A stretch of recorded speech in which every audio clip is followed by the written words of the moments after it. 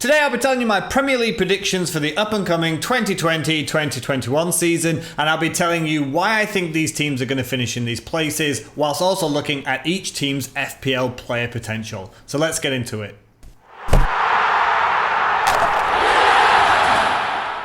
So even though we've got quite a long way to go until the start of the season, I do feel as though there are not going to be as many transfer dealings this summer for two reasons. First, the financial implications of COVID-19 and the fact that there is a shorter summer break, meaning that managers have a more limited time to go out there and get some new players to bring them in and plan for the new season. So I do feel as though there are going to be fewer transfer dealings, at least really big ones throughout this summer. And kicking off at the bottom, I know it's not smart or special or different or unique to suggest that a newly promoted team will go back down, especially in last place. However, I do feel as though that is the case for Fulham. A lot of people also will put the people that came up through the playoffs as the most likely to go down. But however, even in the playoff final, Fulham were not fancied to get promoted from their own division. So if they're not even the favourites in the Championship, it doesn't bode well for the fact that you are now in the Premier League. In terms of their squad, there's no incoming players as of yet, apart from the permanent signing of Knockhart, plus the fact that I feel as though Scott Parker was a fantastic player. He's done a good job at Fulham, but he is a very, very inexperienced Premier League manager, and I think that will count against them as well. FPL-wise, I think most eyes are going to be on Mitrovic, who does have some fantasy Premier League and Premier League experience. For 6 million is a good price, but in terms of the whole squad, I do think that they lack the quality and experience to stay in the Premier League. And it's a similar story to that of Fulham. I know it's really easy to just pick the new teams for relegation, but West Ham have a history of being a yo-yo club. They've been promoted and relegated 11 times. Even if you Google search West Brom promotions and relegations, the top link is a Wikipedia page on yo-yo clubs, the definition of a team that constantly goes up and down between divisions. In terms of their squad though, there has been one key permanent signing in Pereira from Sporting Lisbon, so if there is any success to be had from there, it will likely come through the young midfielder, especially because he picked up 8 goals and 20 assists in the Championship last season. There's also some strong interest in Shane Duffy from Brighton, who I think would, of course, improve that Baggies defence. Some FPL managers might feel a little bit nostalgic when they look at Charlie Austin, a former FPL hero during his time at QPR in 2014-2015, when he scored 18 goals and got 7 assists in that year. He's managed 10 goals and 2 assists in 34 games in the Championship the season just gone, but that's not anywhere near enough to warrant a place in your FPL squad, and I actually don't see any West Brom players in my FPL squad anytime soon. So finishing off my relegation candidates, in the bottom 3, it's Crystal Palace. It is a team that has found a way to keep on surviving in the Premier League, but I feel as though that their number is up. First and foremost, it's their current form right now. The Eagles are usually defensively very sound and sort of lack on the goal scoring front, but following Project Restart, they were absolutely woeful. They picked up 1 point in the last 6 games. Yes, they had injuries, but that form will carry on over to the new season. Now, usually when you've got a big summer break, you can replan, be revitalized, but because it's such a short period, I do feel like you can take some of last season's form into this season. Second of all, age. This is a very old squad with not a lot of youth actually coming through, except for the new signing Nathan Ferguson, who Palace took for free from West Brom. But both goalkeepers are 33 years old. Gary Cahill's 34, Tompkins is 31, Sacco's 30, MacArthur 32.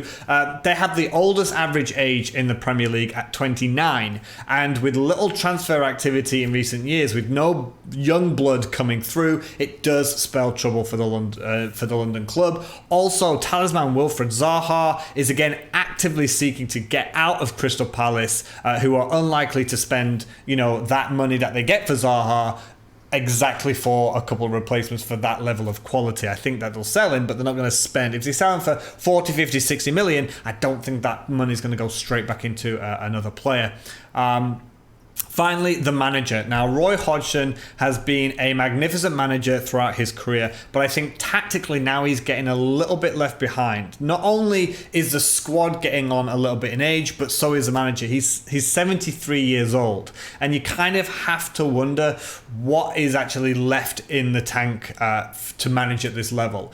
Now, if Palace were to make one change with a heavy heart, I would have to say it would probably be the manager. In terms of FPL, though, as they're looking at the squad, people in the past have liked Van Aanholt and Guaita, but given that sudden collapse of defence, there are no Crystal Palace players currently anywhere near my squad plans.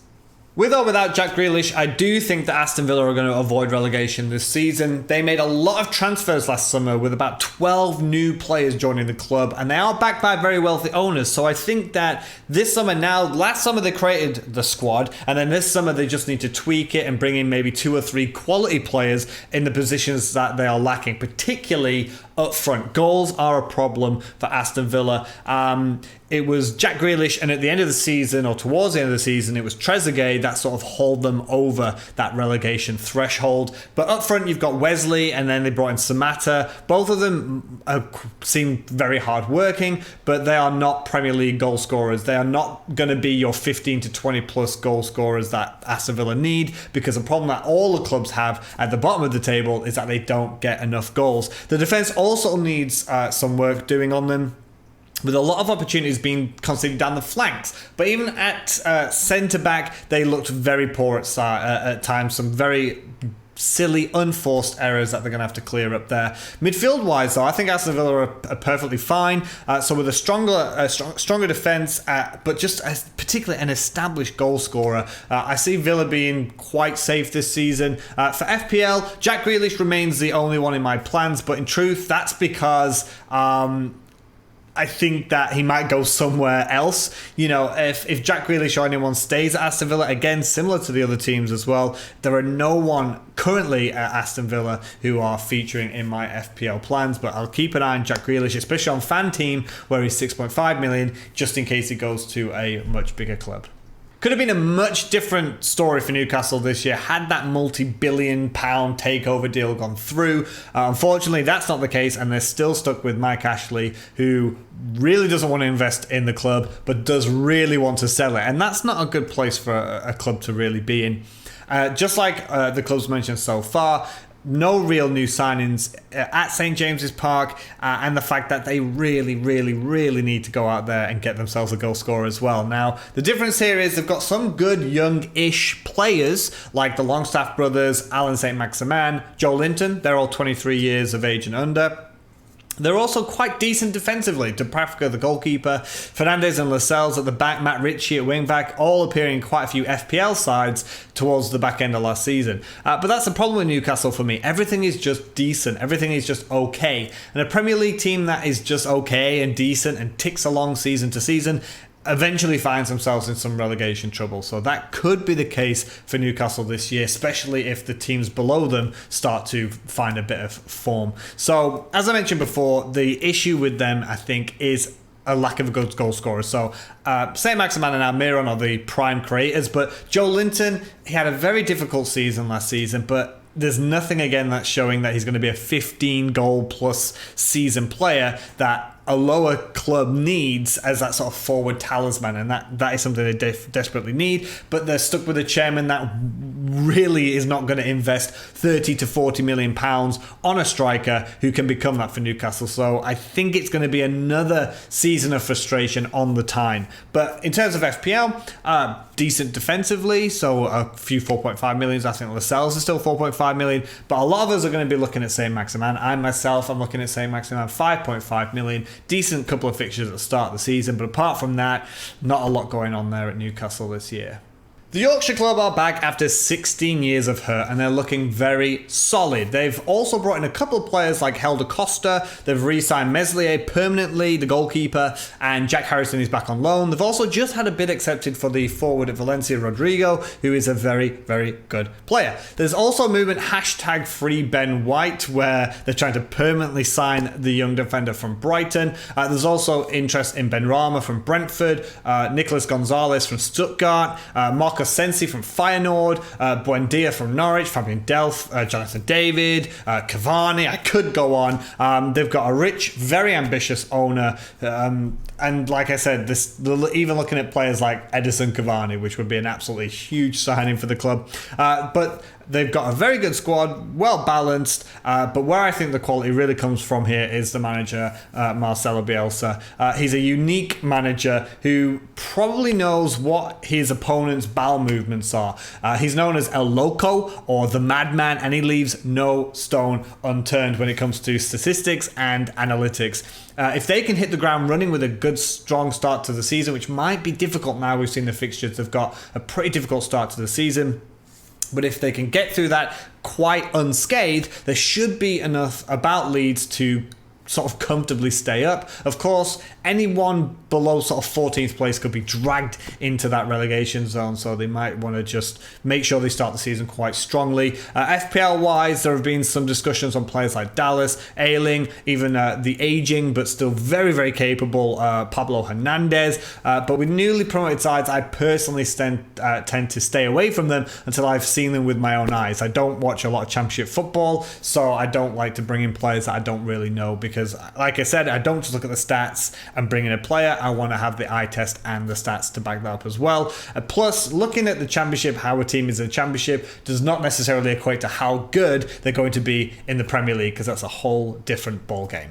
Despite a fantastic first season in the Premier League, I do believe last year's surprise package, Sheffield United, are in for a little bit of second season syndrome. They had a poor end to the season last season, and I think that tactical shock of overlapping centre-backs will now be better handled and more countered next season by the opposition managers who are sort of figuring out how to deal with Chris Wilder's very unique style of football. Now, the Blades are without a goalkeeper following the loss of Dean Henderson back to Manchester United, but they have brought in a very capable keeper, Ramsdale from Bournemouth, so I think they're perfectly fine in that situation. Apart from that, it's very quiet on the signings front, and just like I mentioned before, it's fine being defensively good. However, the teams that struggle don't tend to score goals, and again, Sheffield United are no exception here. Veteran striker Billy Sharp is 34 years of age now, and his impressive goal-scoring history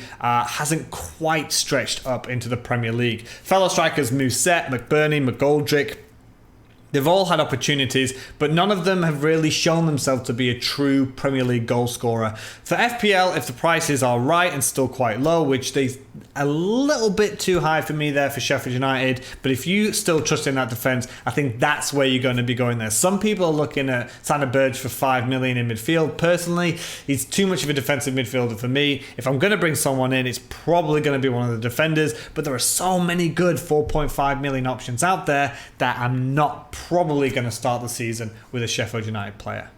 West Ham massively underperformed last season. It was a huge, disappointing, terrible season for a squad with some actual very good, capable players. But it's not the first time that West Ham have had a very good squad and found themselves in a lot of trouble. In 2011, when they got relegated, they had the likes of Robert Green, Tompkins, Scott Parker, Kieran Dyer, Thomas Hitzelsperger, Lewis Bowen-Morte, Noble, Barr, so on. They had a lot of players, good players, but they still got relegated. However, I think West Ham will move on from that disappointment, but still not quite set the league alight. So I don't think they're going to be in a relegation battle, but I don't think they're going to be making waves at the top of the table either.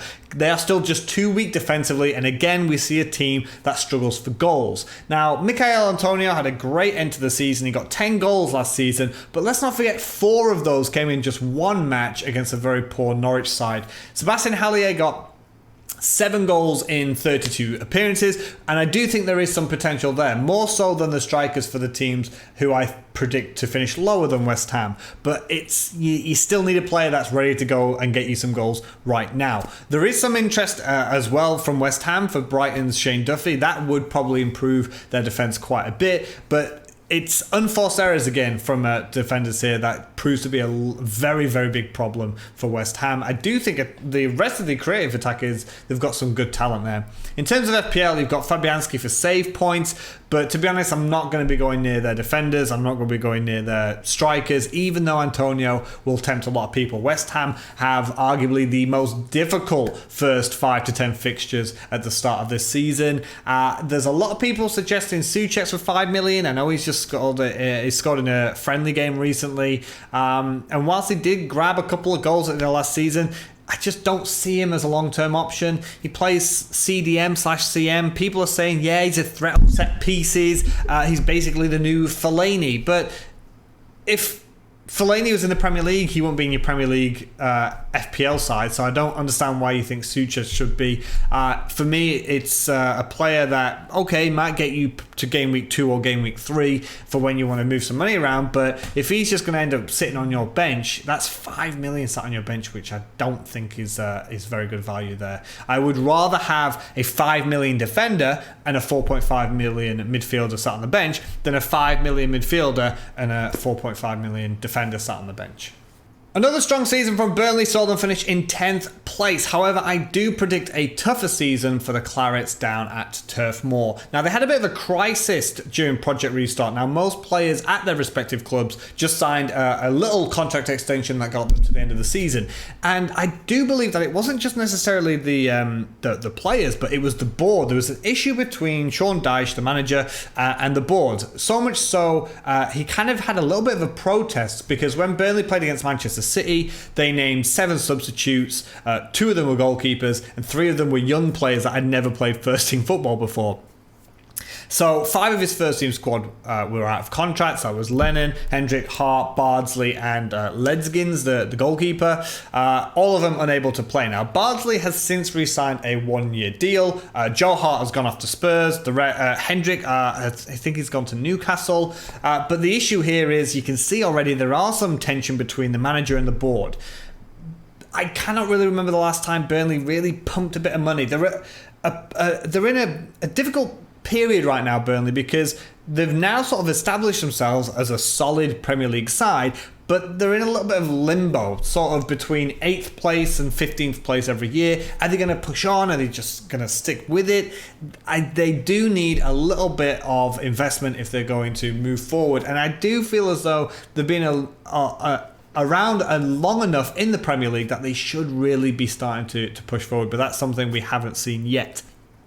Overall, Burnley have a very good, well-balanced squad. For FPL, you can rely on shop-stopper Nick Pope, the hero, the legend, the man, the myth. But 5.5 million, that's going to be a little bit too much for a club that is probably not going to finish higher than 10th this season. Midfield is a position I would avoid, so we're looking at defence, we're looking at attack. You've got the likes of Taylor for 4.5 million in defence. If you want to sort of try and cover those Nick Pope clean sheet and save points, that he's probably going to pick up a lot of this season. And up front, I think there's some very good value there. Wood is 6.5, Barnes and Rodriguez are 6 million. So if you are going with 3 up front, you might want to choose one of the Burnley lads to be one of your 3 lads up top. For large parts of last season, Brighton looked like they were going to be a team embroiled in a relegation battle, but tinkering manager Graham Potter managed to steer them to safety. Brighton have been one of the most active teams in the transfer market so far this season, and they look ready to establish themselves as a decent mid-table side. So they've kept hold of the likes of Dunk, their captain, despite large interest from the likes of Chelsea, who has just signed a long-term deal. They've also brought in Jo Veltman from Ajax. They've got the returning, much coveted young centre-back Ben White, who had a successful loan spell at Leeds last year. So the South Coast side are certainly shoring things up at the back. The smart addition as well of creative and experienced midfielder Adam Lallana for free looks like a great big bit of business as well. I expect Brighton to push on and improve as a Premier League side this season. They've also got some great FPL choices. So goalkeeper and both goalkeepers, the double-up option, 4.5 million Ryan, 4 million Button will be a very popular choice this season. As well as you've got Basuma and Stevens as your 4.5 million midfielders. Lamperty in defence at 4.5 million as well may turn a lot of heads because the young ex-Chelsea defender not only plays at right back, which is always more attractive than centre-back, but also sometimes he has played right midfield as well. Going up into midfield, there are some interest in the likes of Trossard, but personally that's a wait and see for me because that's 6 million plus that I'm not really, I'm reluctant to spend on someone who is unproven as of yet in the Premier League. And up front you've got Maupay, but again, for me, it's a wait and see for these options. Brighton don't have the easiest start to the season as well, so I think there are cheaper options, better options out there with better starts to the season. Following the poor start last season and a 9-0 home smashing by Leicester City, Southampton looked dead and buried, but they turned it around completely and they finished the season in 11th place. They have lost Højbjerg to Tottenham Hotspur, but that's resulted in the permanent transfer of Kyle Walker-Peters. On the top of that, Southampton have signed highly rated 21-year-old centre-back Salisu from Real Valladolid. These two additions really improved their defence, permanent and obviously the new one, which was possibly their weakest area. In terms of FPL, the prices are pretty good for Southampton. So goalkeeper 4.5 million McCarthy is a fantastic option. I think it's going to be him or Matt Ryan are going to be the most popular options come game week 1. At the back, most of them are 4.5 to 5 million. So I talked about Walker-Peters, I've talked about Salisu, they're both 4.5 million. You could go up to the likes of Stevens, who had a good finish, that was 5 million, but I would only really be targeting 4.5 million defenders at Southampton.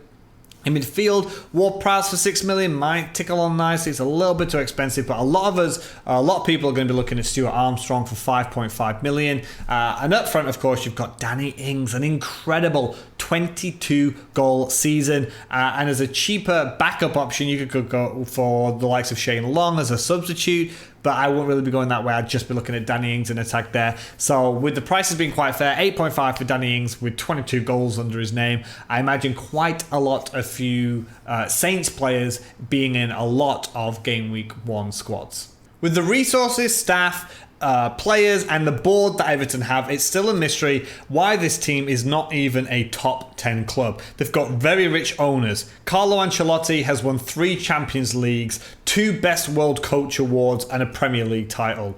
They have spent £100 million last summer and £90 million the summer before, but the team just has not clicked. Defensively, they're pretty solid, they're pretty sound, but the huge lack of creativity and chances created from midfield is the key issue here. As a strike force, when they've had chances, I think Richarlison and Dominic Calvert-Lewin are actually fine, but it's the lack of chances being created for them that seems to be a huge issue. They have ball-winning and hard-working midfielders, but when they've won the ball, they don't have that classy, creative midfielder. And I do think as well that they need a really, really, really good centre-back. They are heavily linked to Decore from Watford, again, who's a great box-to-box midfielder, but he's not the creative player that they need. Now, they are linked to the likes of Reguilon on the left-back for Real Madrid, which seems crazy because they've got Luca Dean at left back. That's not a position that they really need to strengthen.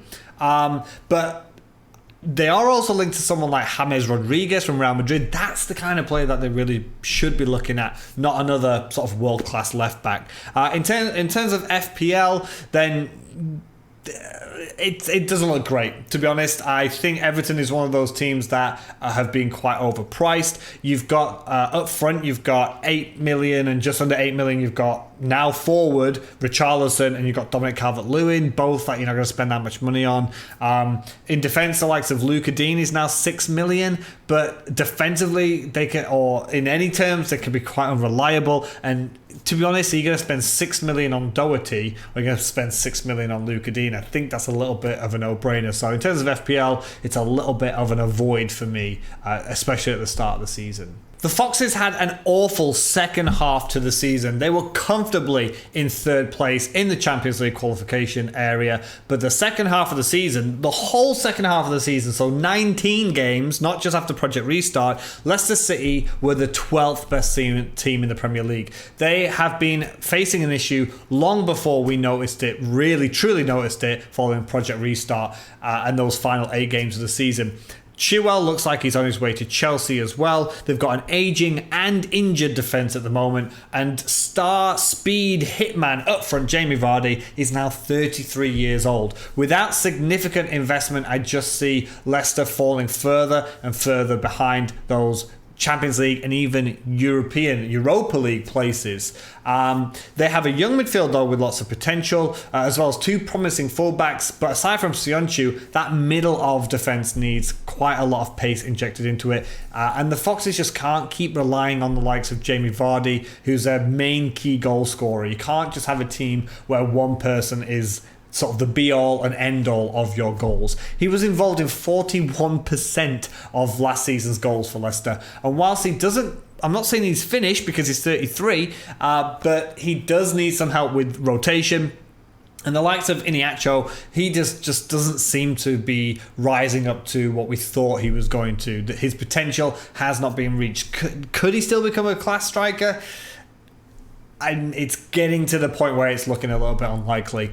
Plus now, Leicester have this grueling Europa League schedule, so I worry that, can this Leicester squad, which is getting a little bit older, can it manage a 50-plus game season like Wolves did? I'm not too sure about that. In terms of FPL, I still think Jamie Vardy is a great option. He's the talisman. If there's going to be a goal from Leicester, there's a 41% chance that it's going to come from him. And a lot of people are going to go for Werner around that price bracket because obviously he's 0.5 million more. Werner's 9.5, Vardy's 10 million. But Vardy's also a great sweet spot because he's just below Kane and Aguero, but he's higher up than Werner. So if you do start the season with Jamie Vardy, you can always pop down to Werner, or you can find 0.5 million and go up to the likes of Aguero and Kane. And Leicester have a pretty friendly fixture run at the start of the season. James Maddison's returns dropped massively towards the back end of last season, plus he got an injury as well, but at 7 million as well, an early season punt could pay off. 7 million for a rotating Harvey Barnes, however, I think is priced far too much. Elsewhere within the squad, I don't think that the players represent value for money because the price, because they were the 5th best team last year, but unfortunately I think as a squad and for their price points, I don't see a lot of value at Leicester City. Spurs finished the season quite well with 3 wins in the last 4, and they finished in 6th place, just ahead of Wolves on the last day on goal difference, but 7 points away from Champions League football. And to be honest, I can only see that gap getting even wider. So you've got Arsenal making positive signings for their struggling defence. You've got Chelsea bringing in exciting and expensive talent with more possibly to even come. You've got Wolves no longer having to play over half a century of matches in a single season. Meanwhile, Spurs, yes, they brought in Højbjerg and they brought in Joe Hart, but again, it's a tactical approach from Jose Mourinho that is being brought into question. So Jose tends to have his best time at a club in his 2nd season. However, that usually follows a very large spending spree. That's not going to happen. So as I mentioned before, you've got the impact to finances that COVID-19 have brought, but you've also got that long-standing chairman at Spurs, Daniel Levy, someone who is infamous for his lack of spending. So going towards the FPL assets, a lot of FPL managers will look towards Harry Kane for 10.5 million up front. You've got Heung-min Son for 9 million in midfield, and some will even look towards the defence at Eric Dyer for 5 million, and that's due to Spurs having the easiest run on the fixture ticker. People think for the first 8 to 10 games, Spurs have the best possible fixture run that you can have at the start of a season. But I still feel as though that they are a little bit overpriced for the points that they could offer in return. Basically, it is down to Jose Mourinho's tactics. So starting with Kane or Son at the start of the season should be fine because that's an easy switch over to Manchester City and Manchester United, who become active in game week 2. But personally, I am not going to put a lot of faith in Tottenham Hotspur, and that's because I had those players last year, and it's just with those Mourinho kind of tactics. I'm not necessarily saying it's him being a poor manager, but in terms of FPL points we're talking about here, they're going to probably come from Kane, they're probably going to come from Son, but they are very expensive for the points you're probably going to get back, and just sometimes it's just far too defensive. For years now, Arsenal fans and football fans around the world have noticed what the Gunners' big problem is. It's in defence and not having a ball-winning midfield.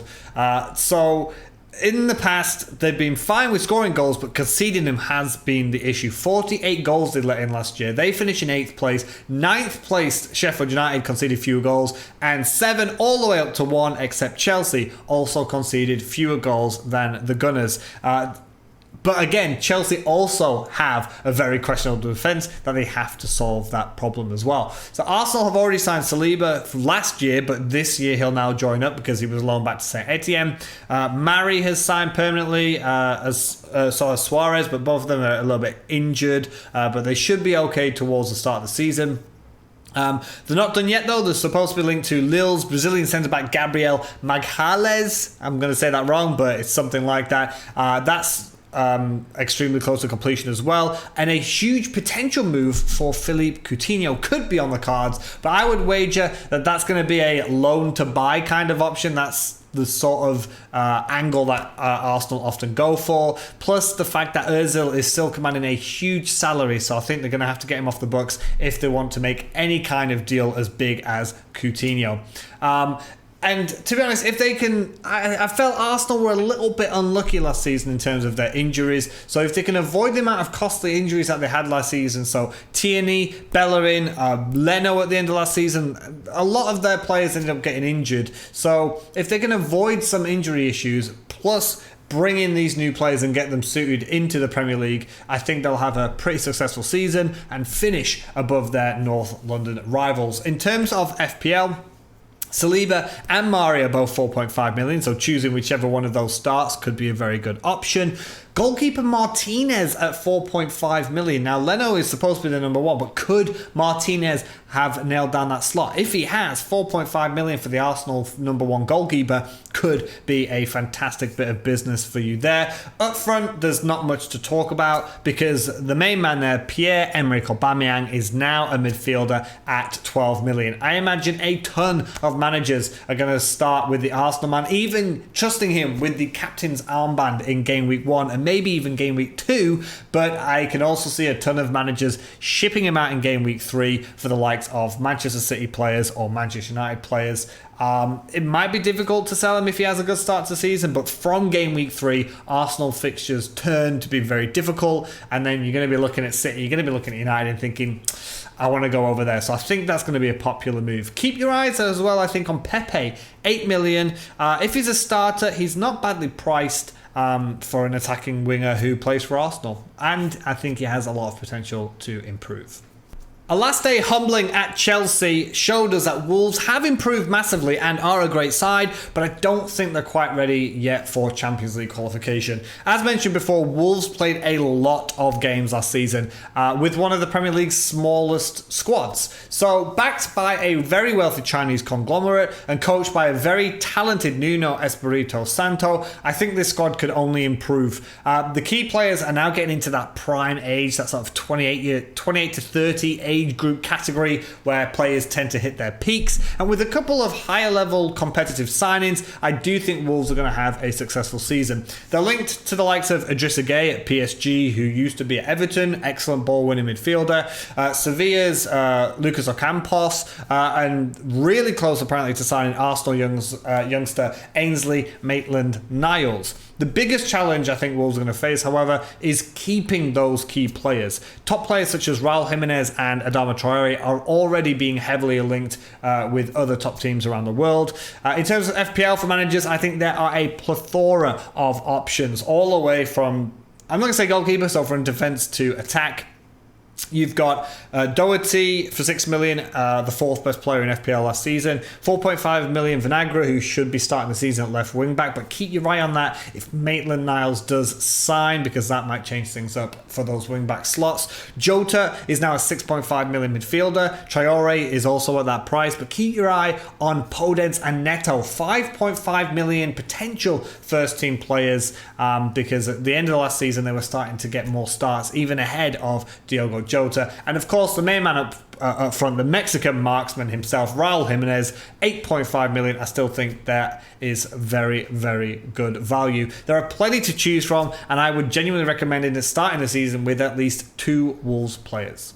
Ollie's at the Wheel started as a semi-serious call to action for the fans to get back behind the club. Then it sort of turned into a meme, and then it's almost come full circle back to let's support the manager. But there are still some concerns surrounding the super sub who refuses to make substitutions. Now, I believe Manchester United do have a squad filled with quality. Yes, they could do with probably another centre-back, and yes, they could probably do with another forward player to take the pressure off the likes of Rashford, Martial and Greenwood, because I think there's a big gap in quality between Manchester United's first 11 and the substitutes that they can bring on.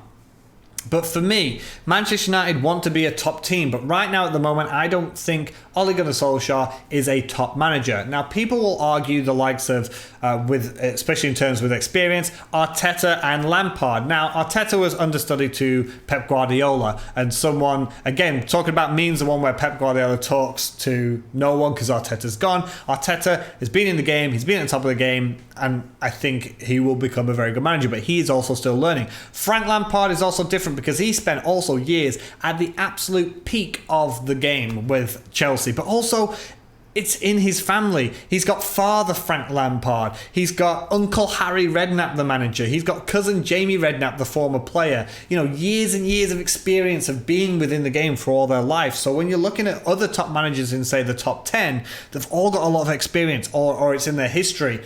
Right now, for me, an ex-Mould and Cardiff manager that doesn't have a lot of success on his managerial CV doesn't seem right when I'm saying this is the manager of Manchester United. When they've had the likes of Mourinho and Van Gaal, it kind of feels like it's a decision made with the heart. And I think if right now you're looking at a possible manager and you've got Pochettino right there, free agent, it wouldn't be a lot of money to sort of to get rid of Ole Gunnar Solskjaer. So I feel if there is one signing that Manchester United should make this summer, similar to what I said about Crystal Palace, it should probably be a manager.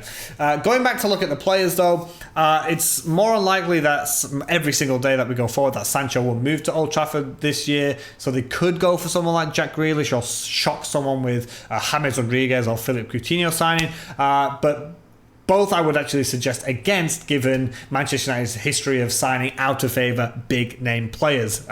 Alexis Sanchez, for example, who's just gone out of the door. If things stay the same, I do think that Manchester United will finish inside the top 4 quite comfortably, but the biggest sign I think United should make this summer is a manager, and it probably should be Pochettino. He's still a free agent, and I'm just wondering how patient the board and the fans are going to be if Manchester United don't start the season strongly. FPL-wise, it's the same as last season. So you've got Bruno Fernandes being the key man. You've now got midfielders in Greenwood and Rashford, and now they've swapped because Martial is now a forward. So in terms of who I think are the best options, it would probably be Bruno, Greenwood for his price, Rashford and Martial.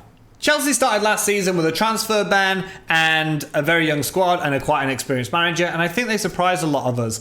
They scored the third most goals in the league, but they also conceded more goals than Crystal Palace and conceded the same amount of goals as Brighton. So it's clear to see that Chelsea need to sort out their defence / goalkeeper. So what have they done to solve this problem? They've gone out to sign Ziyech, Werner, and they're very close to signing Kai Havertz. So for their attack. So I admire that kind of we're going to score more goals than you mentality as a football fan. I think that's fantastic. But Chelsea really do need to look at their defence. Now, Ben Chilwell is supposed to be signing for 50 million plus, but his heel injury is slowing that down. But in a position where they've got Alonso, they've got Emerson, Aspilicueta can play on that side as well. Feels like it's money at the fullbacks where they should really be looking at the heart of the defence. But they are looking to improve that as well. Thiago Silva looks like he's about to sign from PSG. You've got Malang Sarr also coming on a free transfer, a young defender. But here's the problem. You've got Thiago Silva, who's 35 years old, unproven in the Premier League, and I'm not sure how much value he's going to add to that squad. You've also got Sarr, who's apparently going to get signed for a long-term deal, but then loaned out to clubs in Germany. So they're not really improving the defence at the moment. Now, they are interested apparently in Brighton duo Ben White and Lewis Dunk, the latter who has just signed a long-term contract. Apparently, they could also be interested in John Stones. So it looks like they could make a defensive signing. I think that is their number one priority. But some will also say there is a problem at the back with Kepa, the goalkeeper, the world's most expensive goalkeeper that they signed just 2 years ago. It looks like they're trying to recoup some of the £80 million plus that they spent on this player. But they have a very attacking a team that will possibly consist of Werner, Ziyech, Pulisic. They've also got other young players that keep on improving, like Mason Mount, Gilmore, Tammy Abraham. I see Chelsea finishing comfortably inside the top four this year. And if they bring in Havertz and a great centre-back, so if Thiago Silva can bring the quality that he has and apply it to the Premier League, and also someone is a little bit forgotten, N'Golo Kante. If they can get him playing back to close to his ability, I think Chelsea could even not just finish comfortably in the top three, but start to close that 15-point gap between those two front teams at the front of the pack. Speaking of players then in terms of an in terms of an FPL perspective, we're probably going to be looking at newcomers Ziyech and Werner, both who have a quite high, healthy ownership at the moment. If Pulisic can get fit towards or at the start of the season as well, I think 8.5 million, he's fantastically priced. 7 million might prove quite a lot for a lot of people in regards to Mason Mount. But if he can hold his place in that starting 11, playing in a very attack-minded team that could or should finish inside the top four, then I think he could prove very good value for money. Last up, we have the two teams that are top by an absolute mile. So last year's worthy champions Liverpool suffered a bit of a hangover following their clinching of the title. The red side of Merseyside were fantastic last year, beating second place Manchester City by 18 points. The two clubs are streets ahead of everyone else, and in terms of players and managers, they're absolutely world class. There's not too much to say except that I fully expect these two clubs to be battling out for the title once again. The only way that these teams can really improve is with top record-breaking signings, because the starting 11 that these clubs put out are absolutely incredible. It's simple when you look at Manchester City. Their defence is their weakest point at centre-back, maybe even at left-back with people questioning Mendy and Zinchenko, but Cancelo's dropped in there and he's looked fantastic. Liverpool could do with some more cover, because if a top player at the front goes out, for example Mo Salah or Sadio Mane, I think there's a big gap in quality between the Liverpool starting 11 and who can come in to replace them. So Sterling is out, Mahrez can step in. That's a very good replacement. But Salah is out, you've got Shaqiri, you've got Origi, you've got Minamino. I feel that's a much bigger difference than Sterling to Mahrez. Klopp has already started to sign some cover for some of his first team players. So they've signed a Greek left back to cover for Robertson, but it's in attack where just one or two injuries could really hit and make it a terrible impact on Liverpool's season.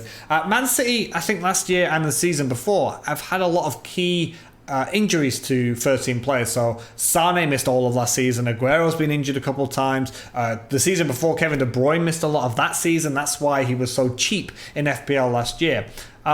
Jesus is a good pressing forward, but I don't think that he's going to become the top goal scorer or ready to replace Aguero when they want him to, because Aguero's contract is up actually at the end of this season.